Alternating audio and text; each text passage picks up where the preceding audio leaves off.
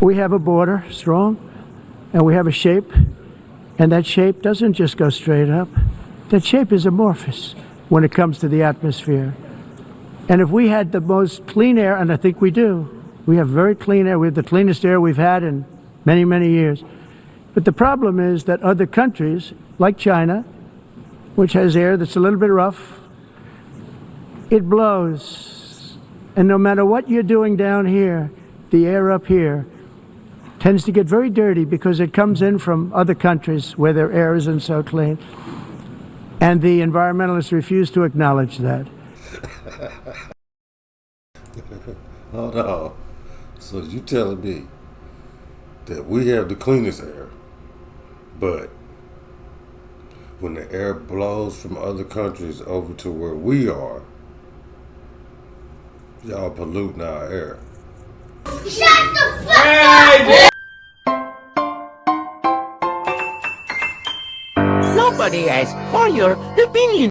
And I don't mind making this speech without a teleprompter, because the teleprompter is not working. I feel very happy to be up here with you nevertheless, and that way you speak more from the heart. I can only say that whoever's operating this teleprompter is in big trouble. So hey, don't take what he just said light, right? He was really upset about that teleprompter.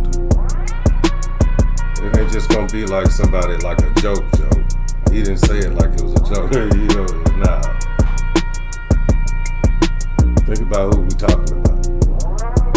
Let's go. Okay, Ron Filipkowski did a summary on what he thought Trump said. Now, these are some of the things he says. Your countries all suck. None of you know what you are doing. The U.S. is better at everything, in his words now, all because of me. I'm right about everything. You should listen to me and do what I say. And give me a lot of awards. Give me the awards, give it to me. That's what Trump said at the summary, basically. Let's go. This is indeed the golden age of America. We are rapidly reversing the economic calamity we inherited from the previous administration, including ruinous price increases and record-setting inflation. Inflation like we've never had before. Under my leadership, energy costs are down, gasoline prices are down, grocery prices are down, mortgage rates are down, and inflation has been defeated.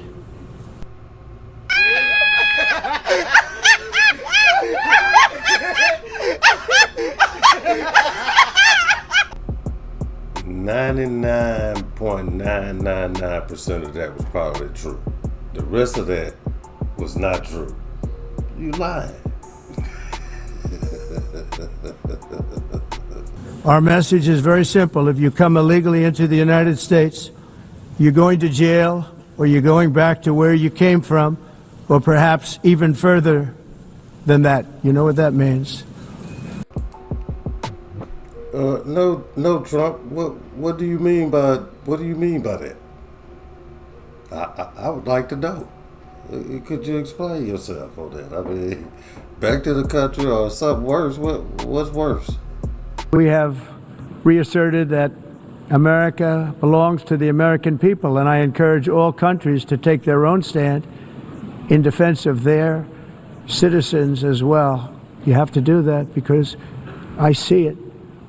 I'm not mentioning names. I see it, and I can call every single one of them out. You're destroying your countries. They're being destroyed. Europe is in serious trouble.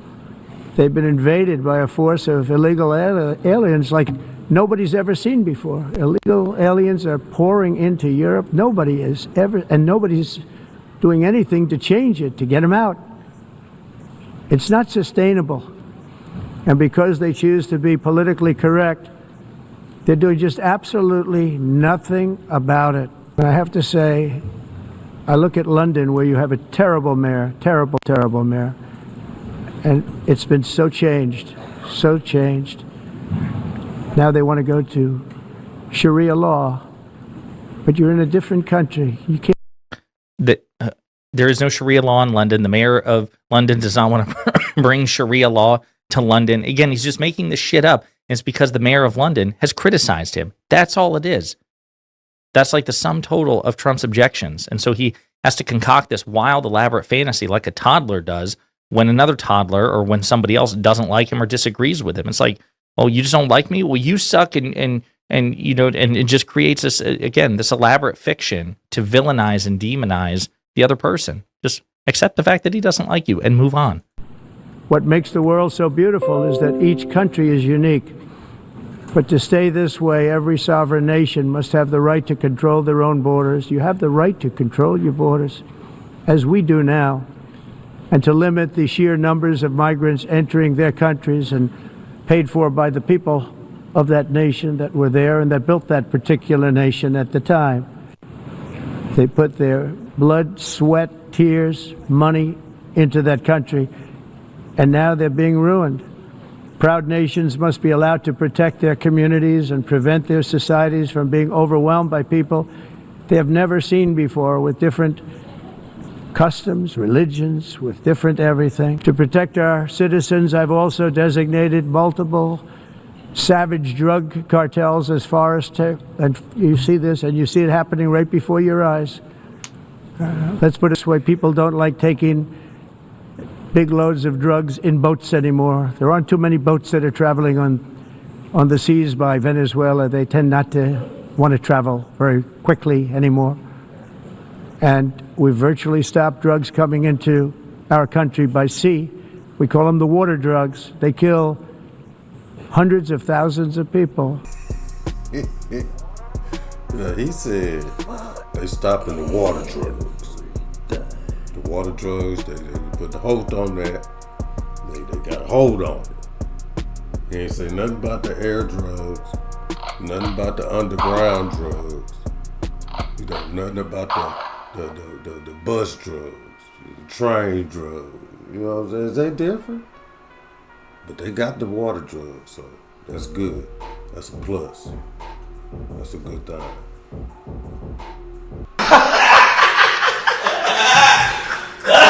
That global warming will kill the world, but then it started getting cooler, so now they could just call it climate change, because that way they can't miss.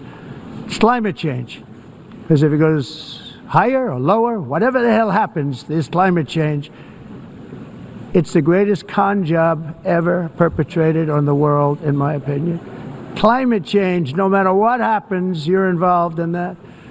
No more global warming, no more global cooling. All of these predictions made by the United Nations and many others, often for bad reasons, were wrong.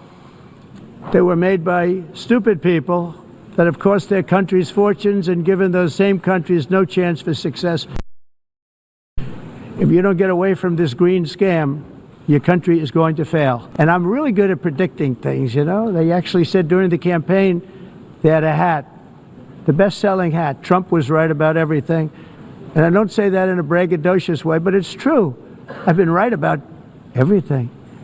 And I'm telling you that if you don't get away from the green energy scam, your country is going to fail.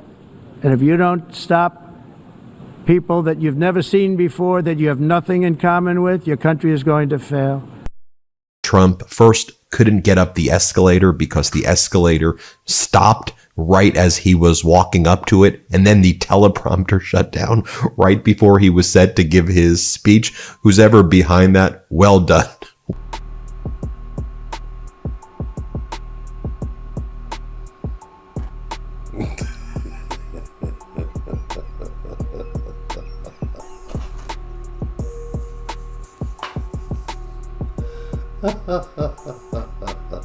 Many years ago, a very successful real estate developer in New York, known as Donald J. Trump, I bid on the renovation and rebuilding of this very United Nations complex. I remember it so well.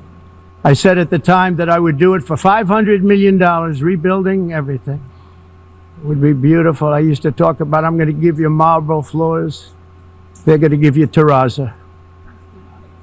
I'm going to give you the best of everything. You're going to have mahogany walls. They're going to give you plastic. But they decided to go in another direction, which was much more expensive at the time. And I don't mind making the speech without a teleprompter, because the teleprompter is not working. I feel very happy to be up here with you nevertheless, and that way you speak more from the heart. Now look, we all know that he was not ready to just speak from the heart and just speak without a prompter. We know that. And this is what this shows, right? He wasn't prepared for that, hurt his feelings a little bit. But the point is, listen to what he says after this. Let's go. We have reasserted that America belongs to the American people, and I encourage all countries to take their own stand in defense of their citizens as well. You have to do that because I see it. I'm not mentioning names. I see it, and I can call every single one of them out. You're destroying your countries. They're being destroyed. Europe is in serious trouble. They've been invaded by a force of illegal aliens like nobody's ever seen before. Illegal aliens are pouring into Europe. Nobody is ever, and nobody's doing anything to change it, to get them out. It's not sustainable. And because they choose to be politically correct, they're doing just absolutely nothing about it. And I have to say, I look at London where you have a terrible mayor, terrible, terrible mayor. And it's been so changed, so changed. Now they want to go to Sharia law, but you're in a different country. You can't do that. No president or prime minister, and for that matter, no other country has ever done anything close to that. And I did it in just 7 months. It's never happened before. There's never been anything like that. I'm very honored to have done it. It's too bad that I had to do these things instead of the United Nations doing them. And sadly, in all cases, the United Nations did not even try to help in any of them. I ended 7 wars, dealt with the leaders of each and every one of these countries, and never even received a phone call from the United Nations offering to help in finalizing the deal. All I got from the United Nations was an escalator that on the way up stopped right in the middle. If the First Lady wasn't in great shape, she would have fallen. But she's in great shape.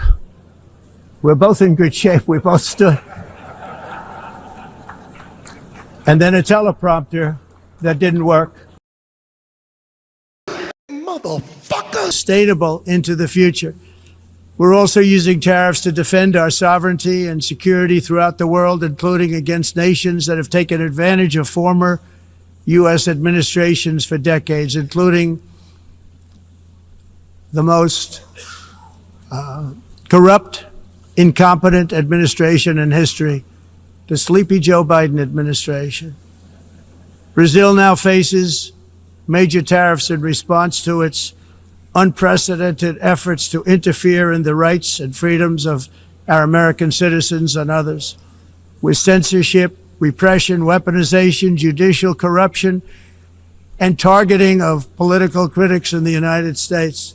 I have a little problem saying this because I must tell you, I was walking in and the leader of Brazil was walking out. We saw him and I saw him, he saw me, and we embraced. And then I'm saying, can you believe I'm going to be saying this in... It looked like Brazil getting together like, dude, who are you talking about? But we actually agreed that we would meet next week. We didn't have much time to talk, like about 20 seconds. They were in retrospect, I'm glad I waited because this thing didn't work out too well. The thing with garbage. In Asia, they dump much of their garbage right into the ocean. And over about a 1 week and 2 week journey, it flows right past Los Angeles. You've seen it. Massive amounts of garbage, almost too much to do anything about.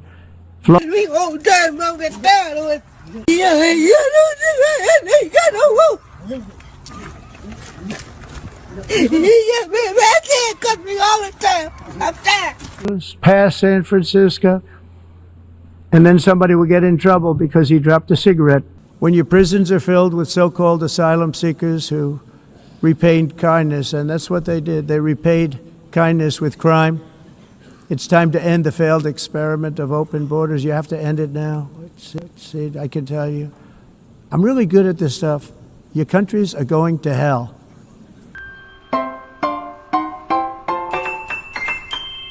Nobody asked for your opinion.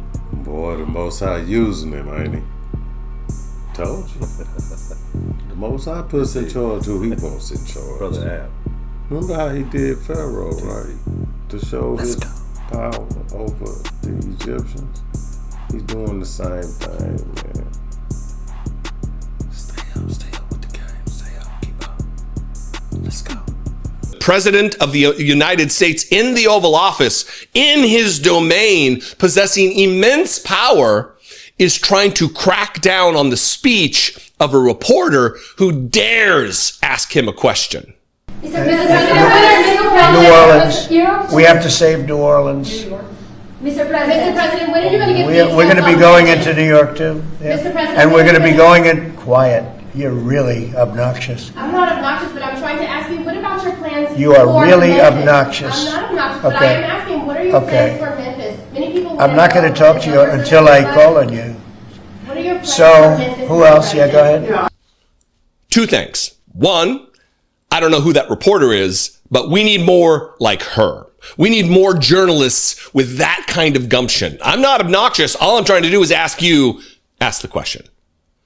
I don't have whatever level of professionalism that she possesses that is just ingrained in her psyche, I don't possess. It would be quiet, you're obnoxious. I'd be like, yeah, you know what? You're a Maybe we need more of that.